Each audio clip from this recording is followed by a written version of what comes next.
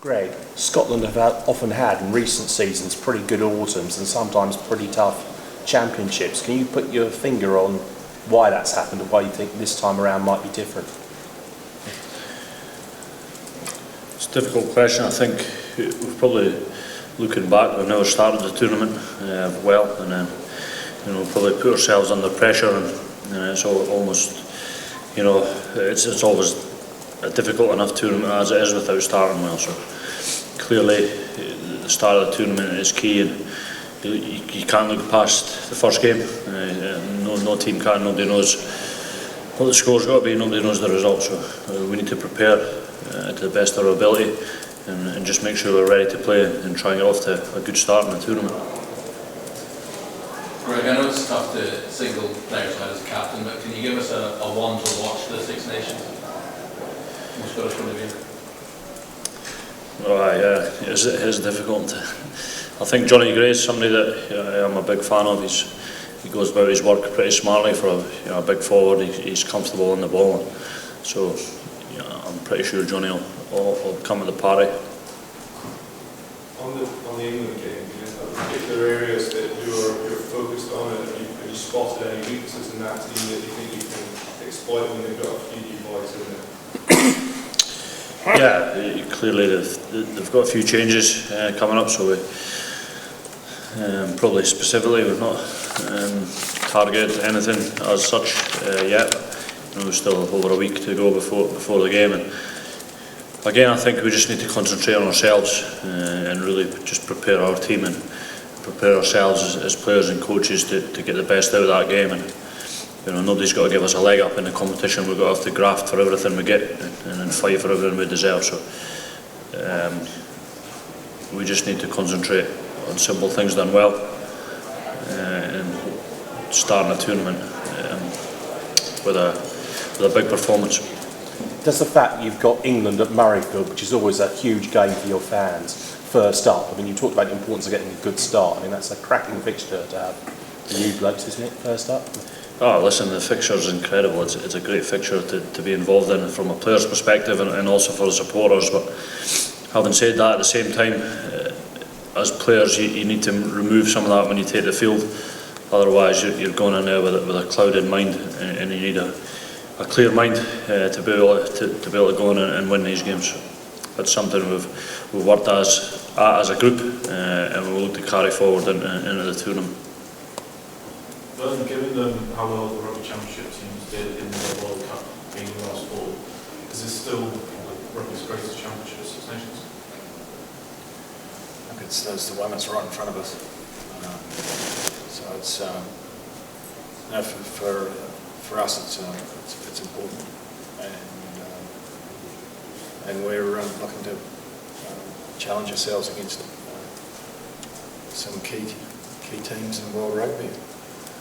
A lot of them up here, and a lot of these teams didn't particularly do well in last year's World Cup by the standards they set, and which makes it even stronger. So starting with England, you've got England first up, and if you look at the performance they've had in the Champions Cup, there's 5 of those teams qualified, which gives you an indication of how they're mobilised and motivated for this upcoming competition. So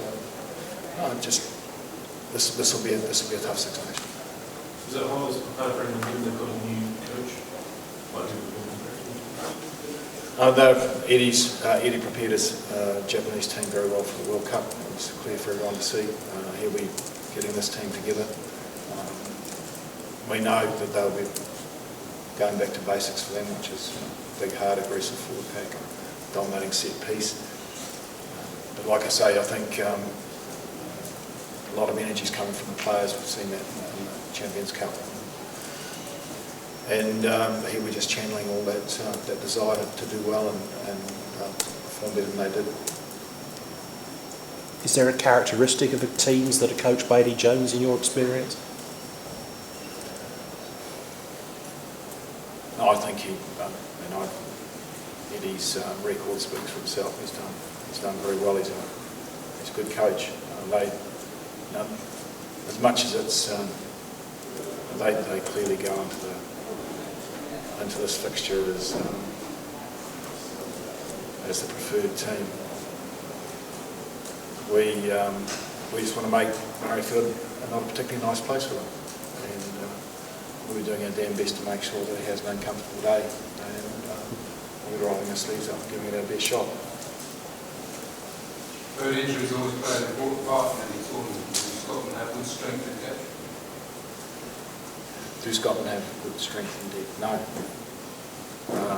We've got some good players. We've only got 2 professional teams.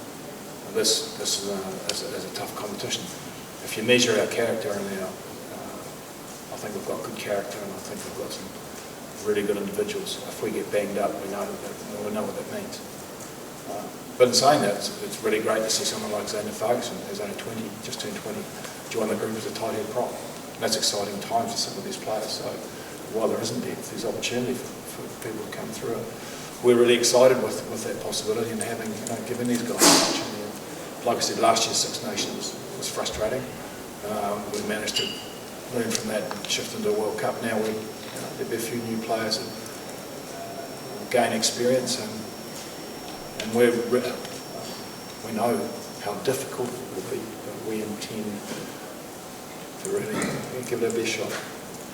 Ahead of that Rugby World Cup, a successful Rugby World Cup campaign for you, the pro teams were doing very well. I mean, Glasgow just won the Pro 12 and got to the final of the Challenge Cup.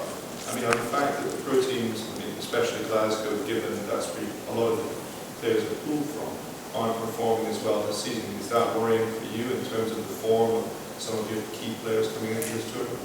I think it's just part of a rugby season, isn't it? They're only halfway through, or just over halfway through the season, both those teams. And there's ebbs and flows, and I'm sure, I know the players are very excited about coming back together again, getting back together and performing.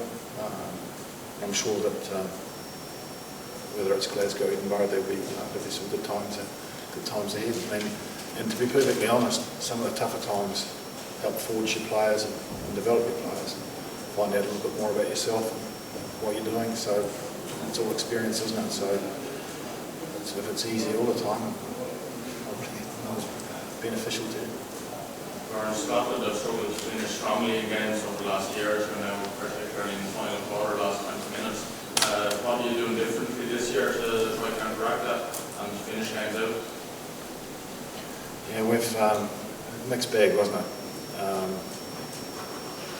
I think a lot of it's what Greig just said, is remaining focused and keeping cool heads. Obviously the strength and conditioning guys are doing their job to make sure we've got the repeatability necessary to last long periods, but it comes down to a little bit of maturity, experience, understanding. And, that games are won and lost through the bounce of the ball, other things. We just have to stay in and focus on what we can do, exactly what Greig said. We just focused on that, focused on those. Great. You're coming up against a new international captain in Dylan High in the first game. Describe what it's like to maybe make that step up to international captaincy, and what an atmosphere it could be like at Murrayfield for an opposition captain. Yeah, it's going to be an incredible atmosphere. I think the stadium's sold out in record time. It's great for us as players, especially Scottish players, to see that and to feel the support of our nation getting behind us. But that only goes so far. In terms of England coming up, he's an experienced campaigner. He obviously captains the Saints, and he's done that for a couple of seasons now. So